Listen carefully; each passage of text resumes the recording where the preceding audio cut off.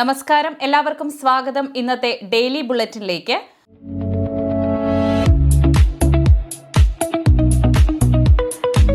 നാളെ 2026 ജൂൺ മാസം 21-ാം തീയതി ഞായറാഴ്ച. ഇന്നത്തെ ഏറ്റവും പ്രധാനപ്പെട്ട വാർത്താ അപ്ഡേറ്റുകളും നാളെയും തുടർന്നുള്ള ദിവസങ്ങളിൽ നിങ്ങൾ അറിഞ്ഞിരിക്കേണ്ട, ശ്രദ്ധിക്കേണ്ട വളരെ പ്രധാനപ്പെട്ട വാർത്താ അപ്ഡേറ്റുകൾ, അറിയിപ്പുകൾ എന്തൊക്കെയെന്നാണ് ഇന്നത്തെ ഡെയിലി ബുള്ളറ്റിനിൽ നിങ്ങളുമായി ഷെയർ ചെയ്യുന്നത്. എല്ലാവരും പൂർണ്ണമായും ശ്രദ്ധിക്കുക. വീഡിയോ ലൈക്ക് ചെയ്യുവാനും വാർത്തകൾ എല്ലാവരിലേക്കും ഷെയർ ചെയ്യുവാനും ചാനൽ സബ്സ്ക്രൈബ് ചെയ്യുവാനും മറക്കരുത്. ഏറ്റവും ആദ്യത്തെ പ്രധാനപ്പെട്ട വാർത്താ അപ്ഡേറ്റ്: ജനസംഖ്യാ വർധനവിന് ആനുപാതികമായി കേരളത്തിൽ പുതിയ ജില്ലകളും താലൂക്കുകളും രൂപീകരിക്കാൻ സംസ്ഥാന സർക്കാർ ഒരുങ്ങുന്നു. ദേശീയ ശരാശരിയേക്കാൾ കൂടുതൽ ജനസംഖ്യയുള്ള നിലവിലെ വലിയ ജില്ലകൾ വിഭജിക്കാനാണ് സർക്കാർ ലക്ഷ്യമിടുന്നത്. ഇതിനായി ഒരു പ്രത്യേക കമ്മീഷനെ നിയമിക്കുമെന്ന് കഴിഞ്ഞ സംസ്ഥാന ബജറ്റിൽ പ്രഖ്യാപിച്ചിരുന്നു. പുതിയ സെൻസസ് വിവരങ്ങൾ പുറത്തുവരുന്നതോടെ ജനസംഖ്യാ പ്രാതിനിധ്യം കൃത്യമായി വിലയിരുത്തിയാകും ഈ വിഷയത്തിൽ അന്തിമ തീരുമാനം കൈക്കൊള്ളുക. 1984 കാസർഗോഡ് ജില്ല രൂപീകരിച്ചതിനു ശേഷം കഴിഞ്ഞ 4 പതിറ്റാണ്ടായി കേരളത്തിൽ പുതിയ ജില്ലകൾ ഉണ്ടായിട്ടില്ല.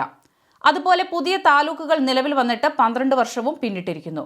വിവിധ കാലഘട്ടങ്ങളിലായി സർക്കാരിന് മുന്നിലെത്തിയ പുതിയ ജില്ലകൾക്കായുള്ള പ്രധാന നിവേദനങ്ങൾ ഏറെയാണ്.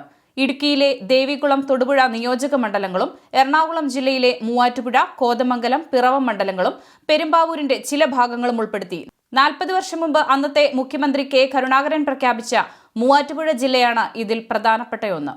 മലപ്പുറം ജില്ല വിഭജിച്ച് തിരൂർ, തിരൂരങ്ങാടി, പൊന്നാനി താലൂക്കുകൾ ഉൾപ്പെടുത്തി തിരൂർ കേന്ദ്രമായും മറ്റു ഭാഗങ്ങൾ ചേർത്ത് മഞ്ചേരി ആസ്ഥാനമായും ജില്ലകൾ രൂപീകരിക്കണമെന്ന ആവശ്യവും ശക്തമാണ്.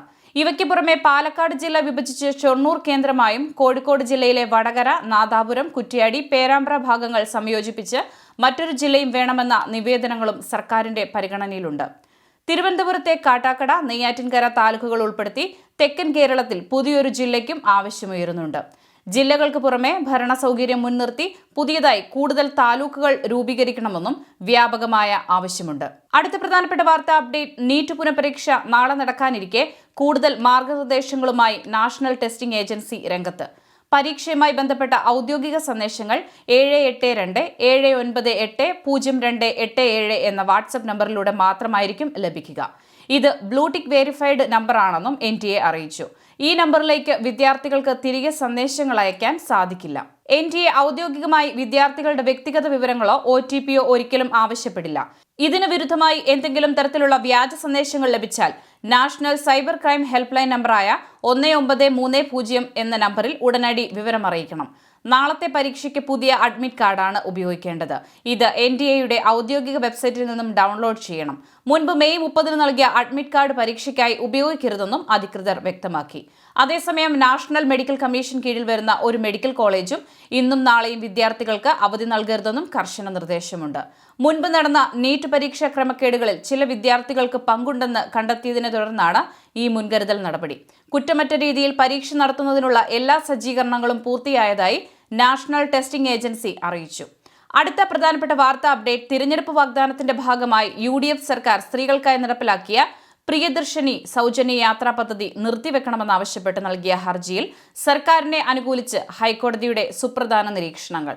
പ്രിയദർശിനി പദ്ധതി നിർത്തണമെന്ന് എങ്ങനെ പറയാനാകുമെന്നും സർക്കാർ നൽകിയ വാഗ്ദാനം പാലിച്ചതായി ഇതിനെ കണ്ടുകൂടെയെന്നും ഹൈക്കോടതി ഹർജിക്കാരനോട് ചോദിച്ചു.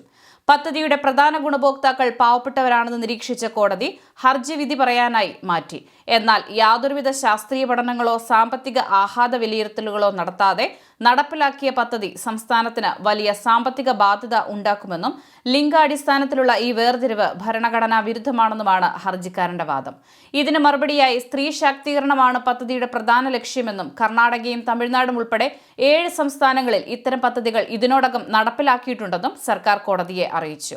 നിലവിൽ വലിയ സ്വീകാര്യത ലഭിക്കുന്ന ഈ പദ്ധതിയിലൂടെ എല്ലാ പ്രായത്തിലുമുള്ള സ്ത്രീകൾക്കും ട്രാൻസ്ജെൻഡറുകൾക്കും സംസ്ഥാനത്തെ 3125 KSRTC ഓർഡിനറി ബസ്സുകളിൽ സൗജന്യ യാത്രാ സൗകര്യമാണ് ഒരുക്കിയിട്ടുള്ളത്. അടുത്ത പ്രധാനപ്പെട്ട വാർത്താ അപ്ഡേറ്റ്: മുൻ മുഖ്യമന്ത്രി ഉമ്മൻചാണ്ടിയുടെ പേരിൽ 25 ലക്ഷം രൂപയുടെ സൗജന്യ ആരോഗ്യ ഇൻഷുറൻസ് പദ്ധതി നടപ്പാക്കുമെന്ന് ബജറ്റിൽ പ്രഖ്യാപിച്ചു.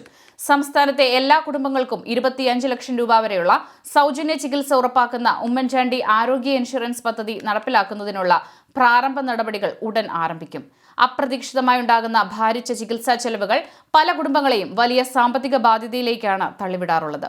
ഇത്തരം പ്രതിസന്ധികൾക്ക് ആശ്വാസമേകാനും കുടുംബങ്ങൾക്ക് കൈത്താങ്ങാകാനും ഈ പദ്ധതിയിലൂടെ സാധിക്കും. പദ്ധതിയുടെ പ്രാരംഭ പ്രവർത്തനങ്ങൾക്കായി 10 കോടി രൂപയാണ് ബജറ്റിൽ വകയിരുത്തുന്നത്. ഇതിലേക്കുള്ള അപേക്ഷ സമർപ്പിക്കേണ്ട രീതിയും ആനുകൂല്യ വിതരണവും സംബന്ധിച്ച കൂടുതൽ വിവരങ്ങൾ വരും ദിവസങ്ങളിൽ ലഭ്യമാകും. അടുത്ത പ്രധാനപ്പെട്ട വാർത്താ അപ്ഡേറ്റ്: നിരവധി ക്ഷേമ പദ്ധതികൾ പ്രഖ്യാപിച്ച ബജറ്റിൽ ക്ഷേമ പെൻഷൻ വർധനവോ സ്ത്രീ സുരക്ഷാ പെൻഷൻ പദ്ധതികളോ പരാമർശിച്ചിട്ടില്ല. സംസ്ഥാനത്ത് വരുമാനമില്ല എന്നത് യാഥാർത്ഥ്യമാണ്. സാമ്പത്തിക സ്ഥിതി മോശം തന്നെയാണ്. എന്നാൽ 1 രൂപ പോലും നികുതി കൂട്ടാതെ പുതിയ കേരളമാണ് ലക്ഷ്യമെന്നും വരുമാനം വർദ്ധിപ്പിക്കാൻ മറ്റു പദ്ധതികൾ ആവിഷ്കരിച്ചിട്ടുണ്ടെന്നും മുഖ്യമന്ത്രി വി ഡി സതീശൻ പറഞ്ഞു. നയപ്രഖ്യാപന പ്രസംഗത്തിൽ ക്ഷേമ പെൻഷൻ 3000 രൂപയിലേക്ക് എത്തിക്കുമെന്ന് ഗവർണർ വായിച്ചിരുന്നുവെങ്കിലും ഈ ബജറ്റിൽ പെൻഷൻ വർധനവ് ഇല്ല. 6 മാസങ്ങൾക്കപ്പുറം പൂർണ്ണ ബജറ്റ് അവതരിപ്പിക്കാനിരിക്കെ നിലവിലെ ബജറ്റിന്റെ കാലാവധി അടുത്ത ജനുവരി വരെ മാത്രമാണ്. 2027 ജനുവരിയിലോ ഫെബ്രുവരിയിലോ ആയിരിക്കും അടുത്ത ബജറ്റ് അവതരിപ്പിക്കുക. ആ സമയം സംസ്ഥാനത്തെ ധനസ്ഥിതി കുറച്ച് മെച്ചപ്പെടാൻ ഇടയുണ്ട്. അപ്പോൾ ഒരുപക്ഷെ ഒരു ചെറിയ വർധനവ് നമുക്ക് പ്രതീക്ഷിക്കാവുന്നതാണ്. ഡിഗ്രി വിദ്യാർത്ഥിനികൾക്കായുള്ള ഇന്ദിരാ ഗ്യാരണ്ടി പദ്ധതിയിലൂടെ പ്രഖ്യാപിച്ചിരുന്ന 1000 രൂപയും ഈ ബജറ്റിൽ ഉൾപ്പെടുത്തിയിട്ടില്ല. സ്ത്രീ സുരക്ഷാ പെൻഷനെക്കുറിച്ച് പരാമർശിച്ചെങ്കിലും മറ്റ് നിരവധി ക്ഷേമ പദ്ധതികൾ ബജറ്റിൽ പ്രഖ്യാപിച്ചിട്ടുണ്ട്. അതേസമയം ജൂൺ മാസത്തെ പെൻഷൻ തുകയുടെ വിതരണം ഈ മാസം 25-ന് ശേഷമായിരിക്കും ആരംഭിക്കുക. ഈ മാസത്തെ പെൻഷൻ വിതരണത്തിനായി 23-ാം തീയതിയോടെ കടമെടുപ്പുണ്ടാകും. തുടർന്ന് 24, 25 തീയതികളിലായി തുക അനുവദിക്കും. ജൂൺ 26-ന് മുഹറം അവധിയായതിനാൽ അതിന് മുൻപ് തന്നെ ബാങ്ക് അക്കൗണ്ടുകളിലേക്ക് തുക എത്തിച്ചു തുടങ്ങാനാണ് സാധ്യത. അതായത് ജൂലൈ 5-ാം തീയതിക്കുള്ളിൽ എല്ലാവരുടെയും കൈകളിൽ പെൻഷൻ എത്തിക്കാനാണ് ലക്ഷ്യമിടുന്നത്.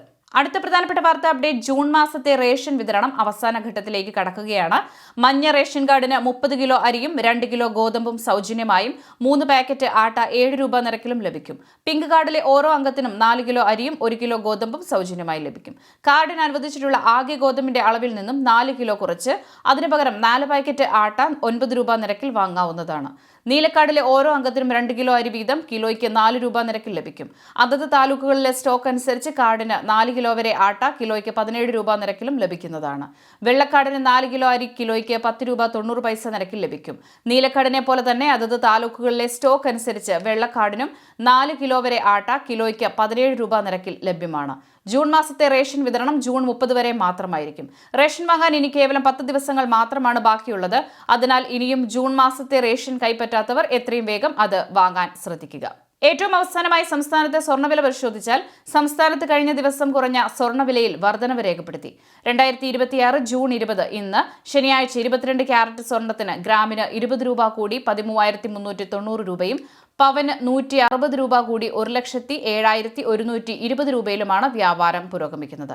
ഡെയിലി ബുള്ളറ്റിൻ പൂർണ്ണമാകുന്നു. എല്ലാവരിലേക്കും നിങ്ങൾ വാർത്തകൾ ഷെയർ ചെയ്യുക. യൂട്യൂബിൽ കാണുന്നവർ ചാനൽ സബ്സ്ക്രൈബ് ചെയ്യുക. ഇൻസ്റ്റഗ്രാമിലും ഫേസ്ബുക്കിലും ഫോളോ ചെയ്യുക.